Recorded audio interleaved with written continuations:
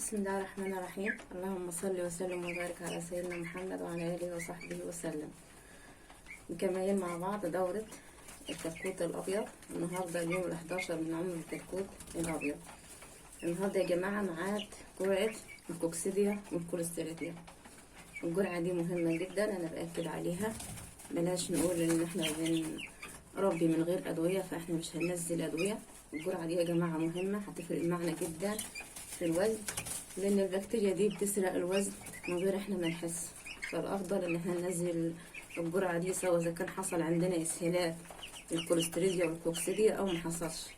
الاسهالات بتكون عباره عن اخراج لونه بني في فقاعات غازات بتكون موجوده في الاخراج ده، لونه بني لونه اصفر لونه طحيني، دي بنسميها كوليستيريديا. ممكن يكون في اسهال مدمم او اسهال كده لونه برتقاني او اسهال لونه اسود، ودي بتكون كوكسيديا.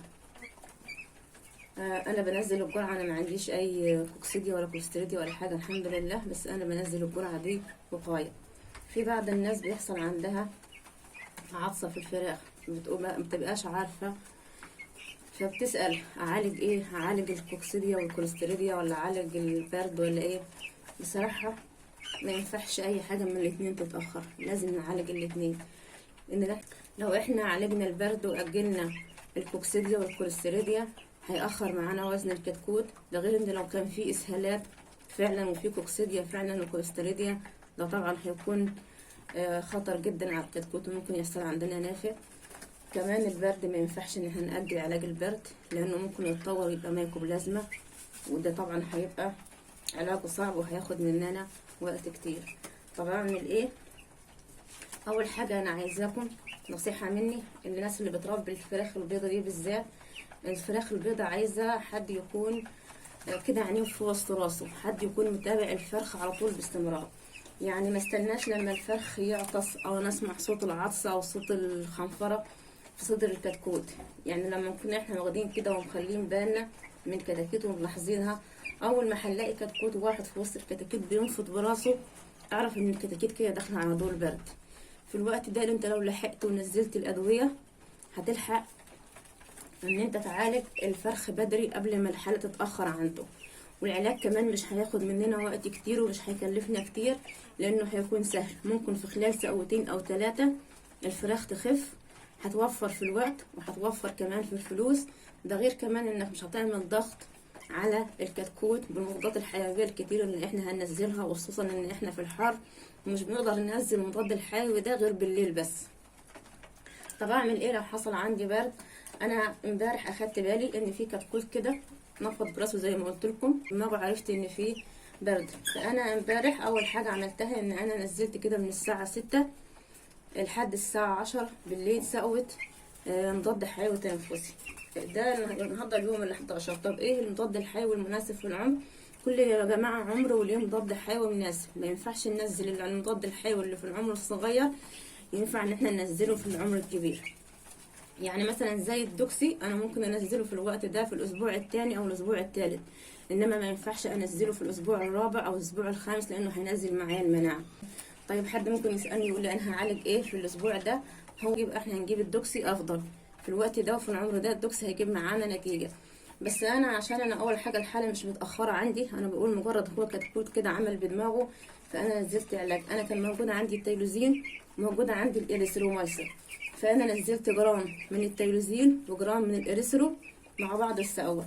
دي كانت السقوه كده في اول الليل، من بدايه من الساعه 6 المغرب لحد مثلا الساعه 10 او 11 بالليل على الاخر. طيب بعد كده نزلت ايه؟ نزلت جرعه من جرعات الكوليستيريديا، وطبعا هنكرر الحكايه، هنيجي تاني يوم هننزل نفس الجرعه التنفسيه دياتي، وهننزل معاها جرعه تاني من جرعه الكوكسيديا علشان نقدر ان احنا نعالج الاتنين مع بعض.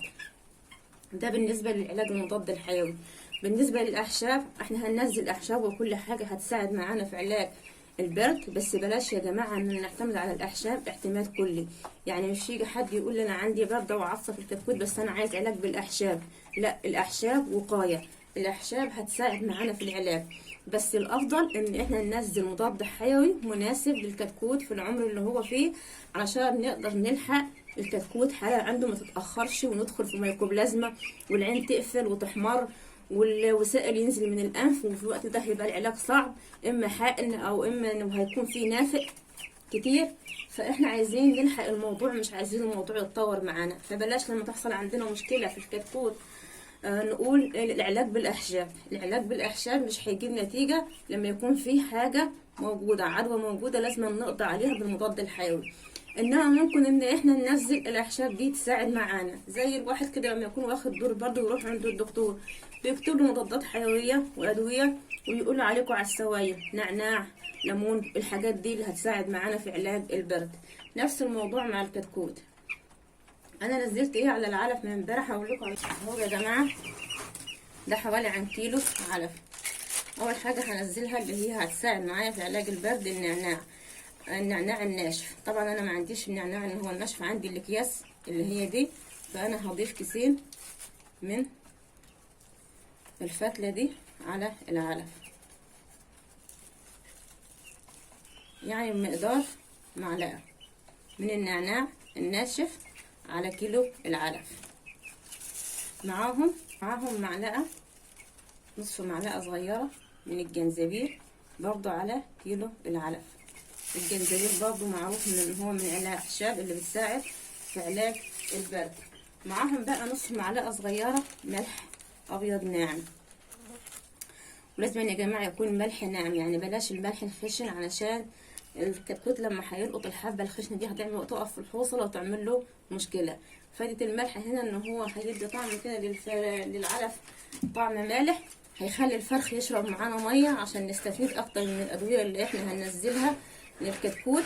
ده غير كمان ان هو هيعوض معانا نقص الاملاح المعدنيه اللي بتكون موجوده في جسم الطائر. دي الاضافات اللي انا بضيفها على العلف هتساعد معايا في علاج الكتكوت الابيض. اهم حاجه زي ما قلت لكم ان احنا يكون عندنا الرعايه كويسه، يعني تكون الحراره كويسه، تكون الفرشه نظيفه، تكون التهويه عندنا كويسه. دي اهم حاجه لازم نخلي بالنا منها، لان احنا لو قعدنا نعالج وعندنا مشكله في الفرشه ومشكله في التهويه ومشكله في الحراره، العلاج هنا مش هيجيب نتيجه. يا رب يكون الفيديو عجبكم. لو عجبك الفيديو اعمل لي اشتراك وفعل زر الجرس عشان يوصلكم كل جديد.